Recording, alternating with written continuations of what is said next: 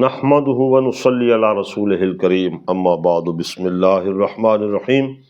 دوستوں اور بزرگوں، یہ بھی ایک اہم مسئلہ ہے۔ ریشم مرد کے لیے ناجائز ہے دنیا کے اندر پہننا۔ قرآن پاک میں اللہ تبارک و تعالی ارشاد فرماتا ہے بسم اللہ الرحمن الرحیم وَلِبَاسُهُمْ فِيهَا حریر، کہ وہاں جنت میں جب اہل جنت پہنچ جائیں گے تو ان کا لباس ریشم ہوگا۔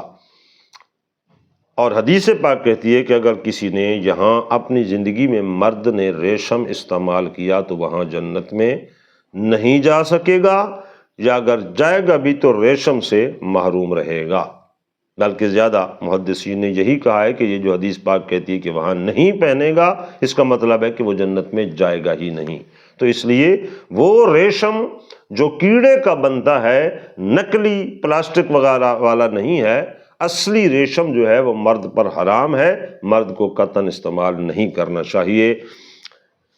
عن عمر وانس وابن الزبیر وابی امامہ، ان سب کی روایت ہے۔ عن النبی صلی اللہ علیہ وسلم، حضور سید عالم صلی اللہ علیہ وسلم سے روایت کرتے ہیں، قال من لابس الحریر فی الدنیا، جس نے ریشم دنیا کے اندر پہنا استعمال کیا، لم یلبسہ فی الآخرہ، تو قیامت کے دن نہیں پہنے گا۔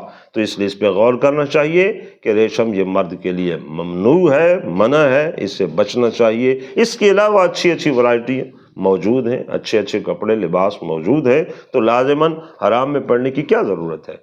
اللہ تعالیٰ دین کی سمجھ عطا فرمائے۔